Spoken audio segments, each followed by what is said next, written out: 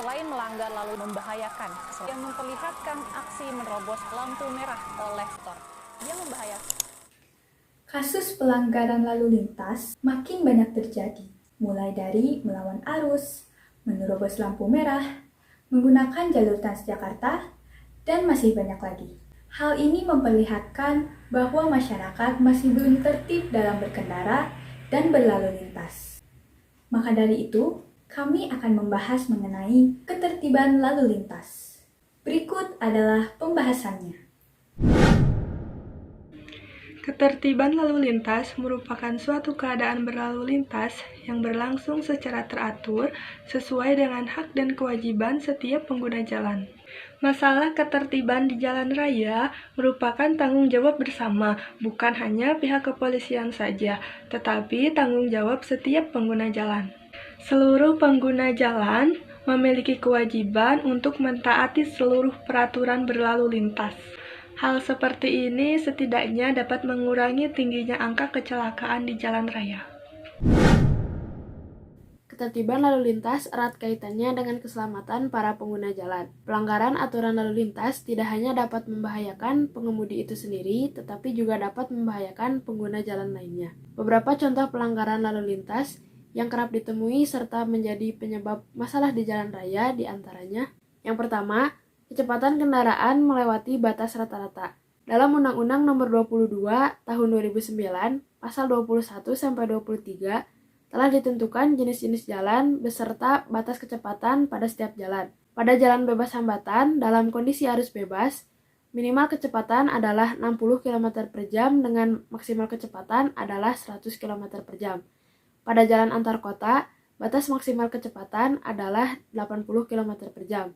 Pada jalan di kawasan perkotaan, batas maksimal kecepatan adalah 50 km per jam, dan pada jalan di kawasan permukiman, batas maksimal kecepatan adalah 30 km per jam. Yang kedua adalah melawan arus lalu lintas. Salah satu pelanggaran yang paling berpotensi menimbulkan bahaya di jalan raya adalah melawan arus lalu lintas. Selain menimbulkan kemacetan, pengemudi yang membawa kendaraannya melawan arus lalu lintas juga akan menyebabkan tabrakan dengan pengemudi yang berasal dari arah yang berlawanan. Yang ketiga adalah pelanggaran terhadap marka jalan, rambu-rambu maupun lampu lalu lintas. Masih berkaitan dengan poin sebelumnya, marka jalan, rambu-rambu, dan lampu lalu lintas ditujukan agar arus lalu lintas tertib dan teratur serta untuk meminimalisir terjadinya macet maupun kecelakaan di jalan raya.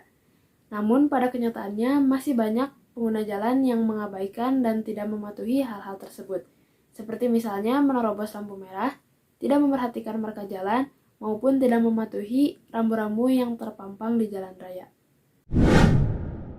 Kasus pelanggaran lalu lintas bisa terjadi dikarenakan beberapa penyebab.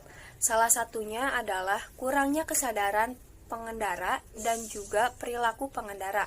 Maksudnya adalah para pengendara yang acuh akan keselamatan orang lain, bahkan keselamatan dirinya sendiri pun mereka acuh.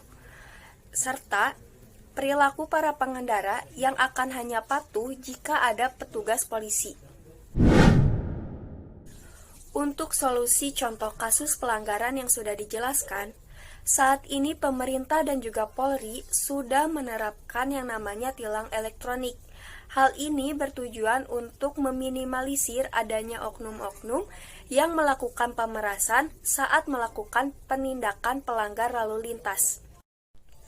Tilang elektronik ini berlaku bagi masyarakat yang berkendara sambil menggunakan ponsel, tidak menggunakan helm, tidak menggunakan sabuk pengaman, melanggar rambu dan juga marka jalan, serta berkendara dengan plat nomor palsu.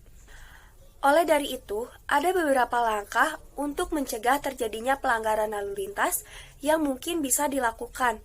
Yang pertama, masyarakat harus lebih sadar dan juga berinisiatif untuk mempelajari seperti apa peraturan-peraturan yang berada di lalu lintas, serta mengenal contoh dari pelanggaran lalu lintas.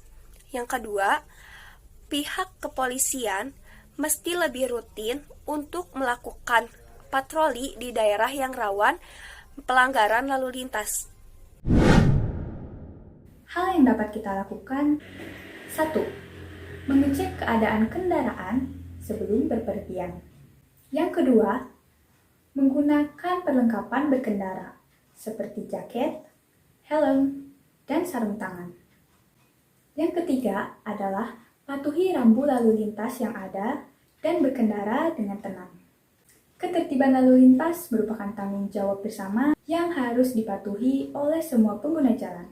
Dengan melakukan hal ini, kita dapat menjaga keselamatan diri maupun orang lain, serta kita dapat ikut berkontribusi dalam menjaga ketertiban lalu lintas. Ingat, tertib dalam berkendara dan patuhi lalu lintas.